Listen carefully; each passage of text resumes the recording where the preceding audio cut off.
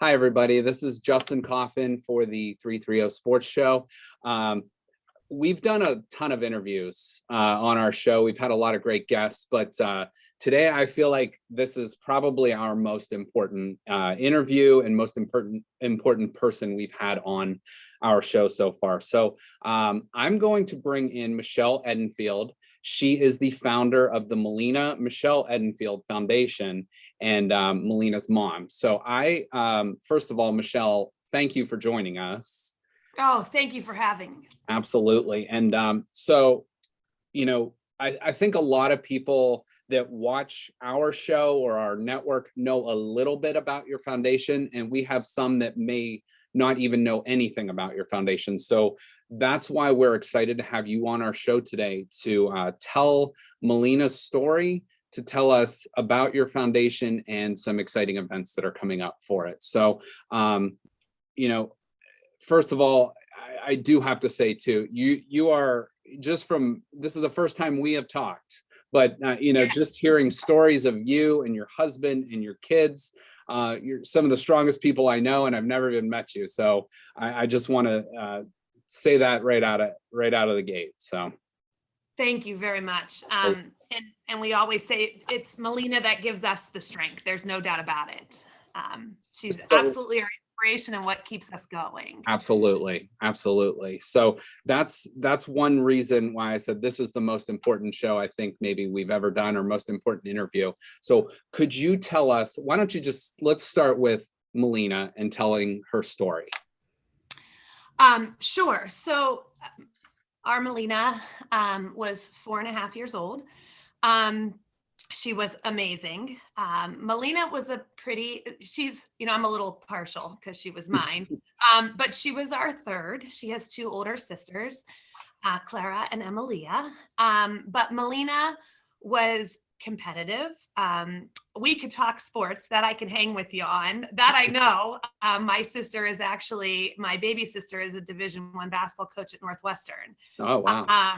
Yeah, she's currently recruiting. And so Melina was absolutely her mini me. There's no doubt about it. And she used to get out of the car and she would say, "I beat you." And I'd be like, I didn't know we were racing. But she wasn't a boastful kid. Like, she did it for her, which is what made Melina such an interesting little thing. She swam without floaties at 2.5.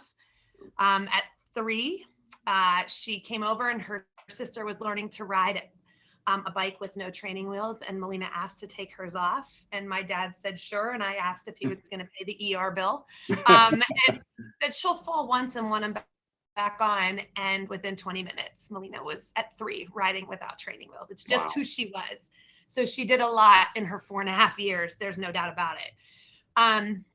Melina went swimming on a Saturday for 8 hours. It was the first day the pool was open, and it was, COVID was big at the time. People forget that part of our story. So Melina actually never saw a doctor's face. They were masked the whole time we went through this. So she swam for 8 hours and woke up the next morning and wasn't feeling well. She was lethargic. By Tuesday, totally normal kid again. And then it kind of came back. And by Friday morning, I knew something wasn't right. And we went to the ER. In Boardman, Akron Children's, they found a mass on her brain, but it didn't show, and there was no symptoms. So by the time we got to Akron, Maine, they really thought that it was a small tumor in her pituitary gland. It wasn't. We didn't find that out though until they went in for the MRI, and that's when we found out that Melina had something. She had a diffuse midline glioma, which is a form of a DIPG brain tumor, and they're actually in their brain stems. So from the day Melina was diagnosed, it was 32 days before she passed away. They're extremely aggressive. It's the same tumor Neil Armstrong's daughter had. So he walked on the moon, and in 50 years, they've made no change in treatment. Our protocol was exactly what she went through. The only options are possible radiation to get maybe 6 months what we know now, it would not have been a quality of life for Melina. But she definitely gave us a gift, and her tumor was very aggressive, and so radiation was not effective for us. So it was very quick. I often say we didn't even have the chance to realize she was sick before she was gone. She was not in the hospital often, which people often misunderstand with these tumors. It doesn't quite work like that. And I didn't realize they existed. So I am one of the people that I am trying to change this for, is that I didn't realize how underfunded this was. I didn't realize how children's cancers are not funded. Treatment is not present for all of them. And I myself was part of that boat. And I'm here to change that now. Absolutely. Absolutely. And looking over, some things about the foundation's notes that you guys put together, less than 3% of all money funding cancer research goes to pediatric children's research. And I believe only 1% of that goes to pediatric brain research. So yes, it's less than like 3 to 4% of national funding. So billions of government funding, less than goes to all children, pediatric cancers. Of that, less than 1% goes to pediatric brain tumors, which of pediatric cancers, of actually all cancers, pediatric brain tumors, the type that Melina had, is the most deadly. So they would get, basically, if you think about it, the number of kids that have under $500 per child, which, we know in a hospital, unfortunately, that doesn't cover anything. It's just not enough. Yeah, just not enough. So what we learned is, because of that, the only way to advance treatment right now, and this is kind of our why. So everybody said to me, my father and my husband actually had the idea of our foundation, and they sat down and said, Michelle, but what would we do? And they said, what did you need? And I said, I needed answers. So ultimately, at the end of the day, there's nothing I can give to a family if I can't even give them hope. Absolutely. So I said, that's our why. We have to be part of this.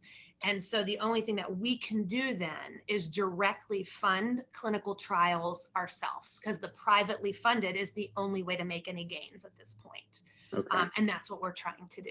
That's fantastic, because like you said, it's so severely underfunded, and without organizations like yours, without people sharing this, no one knows that, they would just think, well, this is something that would be funded, and it's not. And Right. we need more awareness for that. Absolutely. So we love what you're doing. And I know obviously this is a newer foundation, but to answer your why will help so many parents and hopefully so many kids going forward. Absolutely. And that's our goal. We've gotten involved. We started, we grew very quickly. I will spend the rest of my life being grateful to this community. In all honesty, as horrific, there's just no words, obviously, to losing your child, as this situation has been. I can't even begin to express the good, of people, just the generosity, what this community has done. In our first year, we've raised over $300,000. Wow. Which is just, it's surreal. But it's the tip of the iceberg, unfortunately. We have created a fund at Akron Children's, which mattered very much to us, that if anything happened locally, if there was an advancement, if there was a way that there's a research fund there, that we can help the kids in the area. And that's what we have there. So we donated that initially. I then felt that I needed to do more. In true Melina's words, she always said, it's never enough, mommy. So I always say, you're right, Weens, it's never enough. So we joined an international collaborative. There's 17 foundational partners. And we then, you pay, it's kind of, you give a donation to join for 2 years, but really that money just goes into a giant pool. And Okay. then we vote as to where that money goes. So we fund specific clinical trials with that money. Right. And it's things that are working or advancing. If it's not working, we take the money and we go somewhere else. So it's international. There's 4 of those foundations are in Australia that we work together with. And so we're kind of seeing and feeling out how that grows for our next steps. Okay. All right. Very good. Yeah, that's so great because, you know, the research is what it's going to take. There has to be breakthroughs. And like you said, you should not be going through the same treatments that were, you know, going on 50 years ago. So your story is, you know, I can't put into words how, you know, what you have gone through, but what you and your husband and your family and this community are starting to get going is just amazing. Tell us, I want to put a little spin on this a little bit, but tell us about the Choose Joy and what that means and why that's so important to you. I see it on your shirt. I know that's a big thing with the logo. So tell us a little bit about that. You know, it's very interesting. When this initially started to happen, we waited a little bit, but we were also in the midst of COVID. So there was a lot of people that wouldn't have known what was going on. And I didn't want any information out there that didn't come from us. Yes. So I had put a post out on Facebook to let people know. And, you know, Melina was the most joyful kid. And our post just kind of led to that each time. And then I had a big discussion with our family. What people don't understand about Melina's tumor, and this is the hardest part, is that it was in her brainstem. So it affected her physical abilities without ever affecting her cognitive abilities. Okay. So Melina was very aware of what was happening to her. I can't imagine at 4 how you process that you're dying. But she did. And every day, Melina chose joy. So now, as a mental health counselor, I understand how cliche this looks as we run around screaming, choose joy, as I'm like chasing rainbows down the street. But there's such a bigger part of this. Yes. So we have our why, but then I also have Melina. And I will fight for the rest of my life for Melina to be the cure. There's no doubt about it. That is our end goal. That is what we're fighting for. In the same breath, though, there's such a bigger purpose of the fact that Melina makes us all better. Yes. And every day, Melina swung a bat until she couldn't, and she rode her bike. And when she lost the ability to ride her bike, she asked us to push her in the pool on a giant watermelon raft and float around. And that's what she wanted. We had to go to the hospital a little bit towards the end. And I always tried to keep everybody with the joy around her. You know, we're not going to cry in front of her. We're not going to scare her. And I remember sitting in the room and I just started to cry, and the neurosurgeon walked in and said, Melina, what do you need? And she looked at her and said, I need my mommy to get it together. And the neurosurgeon looked at me and I looked at them and I'm like, really? And Melina's like, she's just a big crybaby. And I say she gave me a gift, but Melina truly chose joy. So from this, I look at it every day and I say, if my 4-year-old could understand what she was going through and she chose joy, then she's taught me I cannot control my circumstances. I cannot control bad things from happening. The only thing that I can control is my response to them. So every day I always say, if there is somebody who wakes up and chooses to do something just slightly different because of her, then her purpose is so much greater. Absolutely. And that's what she does. And so we always say we choose joy every day. And I will tell you, there's days I don't want to, you know, and there's days I didn't want to do certain things. I have 2 other children, so I will always, and I promised Melina that I would live for them and that we would always find her joy. And that's what motivates us. And I think it's what makes you stop too and realize what really matters. Absolutely. What a wonderful message for so many people. And, you know, I don't want to talk about what Melina had to go through, but for her, that strength of a 4-year-old to know, like you said, know what she was going through, but then to be so strong for others around her too is just amazing.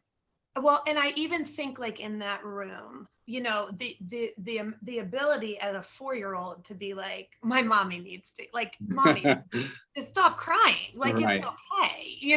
Like she did, and she protected us. There's no doubt about it. And that's just, it's just who she was. She was just a very special child. And that's why we say, you're absolutely right. She gave us a gift. And I realize if she can do that, there's not much I can't do. Absolutely. What a fantastic message from her, and now from you to everyone. So, Michelle, I want to, now focus a little bit on your event. And obviously, I want to share this with our listeners. I think everyone listening, everyone watching, everyone knows someone or in some way has been affected by cancer in some form in their life. I really don't think, it's out there, whether it's a child, whether it's an adult, at some time in your life, most people have been affected by cancer, which is just terrible. And this is a disease we need to get rid of. And what you're doing is so fantastic, because Melina's voice, her mission, her words can live through other people and hopefully save other kids in the future, and what you're doing right now. So events like the Choose Joy for Melina event that's coming up are going to help be a fundraiser for your foundation. So tell us about the fundraiser and what that's all about. Well, and even in along the terms of what you're saying, cancer impacts all of us. And our theory, our philosophy behind what we're trying to achieve, and this fits into, there's another foundation, The Cure Starts Now, and that is in part of our collaborative. And the thought process is, if we can cure the biggest and the baddest, it's only going to give answers for everything else. Sure. And so that's why we fund this, is to not only for these children, but it's going to trickle into everything. Exactly. So our Choose Joy event, it actually was last year. It's, sometimes we forget, we look at as adults, the way that this impacted us. We live in a very, we always say our neighborhood is special, but we live on a cul-de-sac. There is 11 little kids that play, they just ran past my windows. Like, they play together constantly. They're together constantly. They fight like siblings. I mean, they're just there. And unfortunately, Melina, obviously we had 32 days. So she declined very quickly. There was never any pain, but she declined very fast. So in her friend's world, Melina just didn't come back. And that was very, very hard for them. So they actually wanted to do something for their friend. So this started in our front yard last year. Barber Concessions reached out to us and said, hey, is there anything you guys ever want to do? We have a lemonade stand. And so we had lemon shakes, a giant tent, and we had a giant giveaway table of all Melina's favorite things. And it was just come see us, support these kids. And so we gave away, she was obsessed with leopard print, and she called it Cheeto. We have no idea. And then her favorite color was green and every color of the rainbow. Okay. And I would say, but Melina, that's not picking. Yes, it is, mommy. Green and every color of the rainbow. Okay. So that's where, so everything we had was this leopard print and rainbow. And they ended up raising $6,000 in our front yards. I mean, but they loved it and they were part of it. So this year, the city of Canfield said, we want to get behind this. Let's bring it to the green. And what turned out as a small tent is now a giant circus. I don't even know how to describe it. The confetti house contacted me and said, I asked, I said, could we have a bounce house? And they said, no, you can have multiple. So now we have, multiple bounce houses. We have a face painter. Mega Bar is coming with the DJ to do 2 dance fitness classes for a half hour. We have princesses heroes and tiaras, and they're coming. And then we have a photo booth. We have Barber Concessions is doing their lemon shakes, but some root beer floats and ice cream. We have a Fry Nation truck to do French fries. It's all Melina's favorite things. So it is a small circus, and we will have our giveaway table again. And what I cannot express is that we reached out to companies and just shared her story, and the raffle prizes there's a $700 trampoline. Like, they read our story and said, we're all in. And I was like, really? Like, so you name it, we have a TV, we have a gaming chair, we have Oculus goggles. And then, we'll have all of her favorite things again. So it's really turned into something. That's fantastic. And I love, I'm a former teacher. So an elementary teacher. So we don't give kids enough credit for how smart they are. We really don't, they're just these little humans running around. We don't give them enough credit for how truly smart they are. And for her friends, like you said, we can't see through the eyes of kids, now being adults, and we don't necessarily realize the impact that, losing a friend might have on those children as well. So for them to step up, and what you said they did in your neighborhood and now create this gigantic event is just fantastic. It is, and they will be there running around, leading the show. We do kind of help the directive a little bit because I'm not sure where they would have everybody. But there is an emotional aspect to it for them too. The one little boy at the end of last year, I happened to be standing next to his mom, and he came up to her, and he was 8 at the time. And he said, "Mom, did we do a good job?" And she said, "Honey, you did amazing." And he said, "Mommy, is it enough to bring her back?" Mm-hmm. And I think at that moment, that's where you look at this, and this is letting them heal. Yes. Because I can barely process this, and she was mine. I can't imagine her 8-year-old friend. Sure. So they're an amazing group of kids. The mothers, we call them they've named themselves the lifers, because they're in this for life, and they choose to walk this path with us every day. And this neighborhood has saved us. They're amazing human beings. And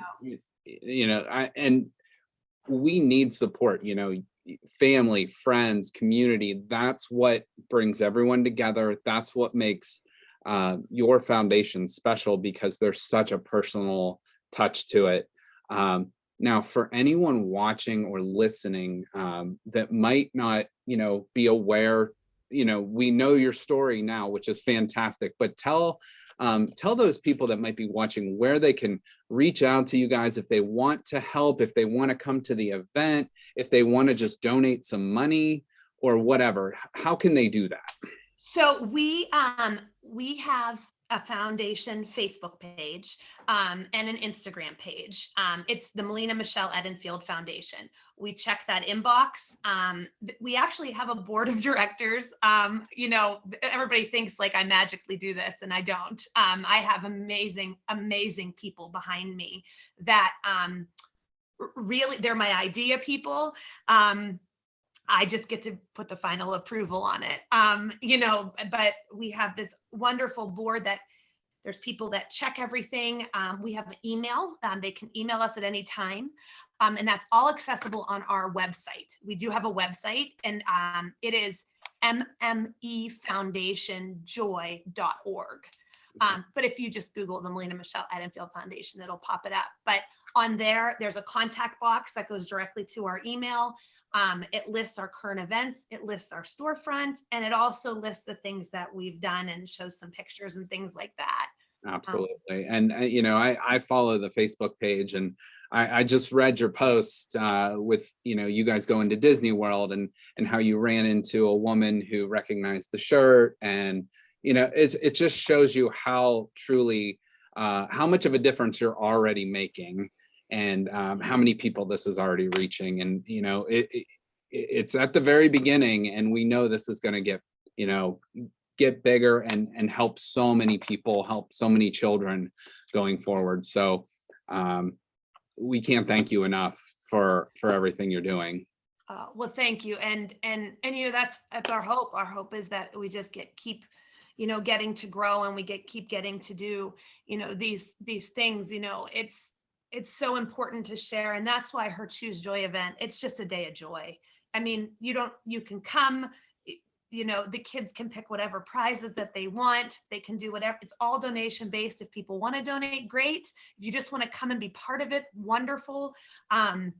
The raffle tickets are the only thing for purchase, and that's just with the prizes. And you don't have to be present to win. You can just, as long as you bought the tickets, somebody buys the tickets for you. There's 44 baskets, I believe. Wow. Okay. Yeah, and not one of them is valued under $200. That I know a lot of shoppers, I've learned. So, and there is a basket of Melina's favorite things, which is quite interesting to say the least. Yeah, I saw she was big into Starbucks Frappuccinos for Loved a them. 4-year-old. That's pretty Yes. awesome. Okay. Yeah. Okay. The neurosurgeon came in the first night after her surgery when she had a temporary shunt put in, and the neurosurgeon went to leave it. It was midnight. And she said, well, Melina, before I go, what do you need? And Melina looked at her and said, well, a Frappuccino, a breakfast sandwich, and a cake pop. And the doctor looked at her and was like, I am. And we're like, yeah, no, she's aware. And so she said, well, Melina, I promise you tomorrow. So then the next day she walked back in, and after she checked on her and they did the permanent shunt, she said, what do you need? And Melina said, a Frappuccino, a breakfast sandwich, and a cake pop. And the doctor turned around, looked at the nurses and said, I don't care who's leaving this hospital, but somebody's getting this kid Starbucks. That's awesome. That's so great. That's so great. And I love it. So this event is going to be held August 7th. Is that correct? Yes, on the green in the center of Campfield. The green in Campfield, and I believe it's 11:30 to 4. Is that correct as well? Yes. Okay. Yep. All right. So and give us that website one more time, so we can look into that. And can you buy the raffle tickets through the website? Is that how that works? No, somebody has to be present at the event. Okay. Okay. We did them in sheets. It's just easier that way. And then they fill out one, so we kind of did it that way. It just didn't quite work out online the way we wanted it to. So it's MME Foundation, MMEFoundationJoy.org. Okay. And then there actually is a website for the Choose Joy event too, that people can, it's on our actual website too. So you can click to it. You can see the prizes. There's some pictures of everything. And so we're really looking forward to it. Yeah. You know what? I have a 2-year-old daughter of my own now, and I'm so excited. I'm going to try to get her up there, and I would love to meet you guys in person, and anything we can do, the 330 Sports Show, Youngstown Studio, anything we can do in the future going forward. You guys have an open invite to come, and anything we can do to help you guys, we would love to. So. Well, thank you very much. I appreciate it. And I'll apologize in advance because Dylan's Candy Bar in New York sent us giant lollipops that we're just giving away. We have over 100 of them. So I'm just going to apologize now. No worries. No worries. It will be it'll be a fun event. I'm looking forward to checking it out. And everyone out there listening, watching, get there.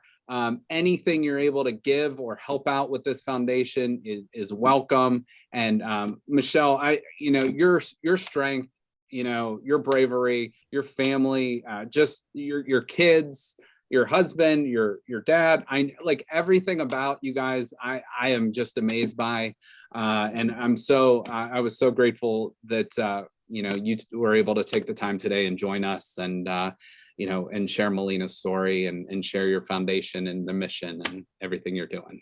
Well, I truly appreciate it. And I'm just very, very grateful that you gave us the opportunity to share her. Anytime going forward, we are happy to help, and God bless you guys, and we appreciate you. Well, thank you. And thank you to the listeners for just taking the time to hear about her too. So. Thank you so much, Michelle. Check out the Michelle the Melina Michelle Edenfield Foundation. Please support them any way you can. Will be helpful. So Michelle, again, thank you. And we will we'll be in touch, and we're looking forward to your event August 7th. Awesome. Thank you. And always choose joy. Choose joy. I love it.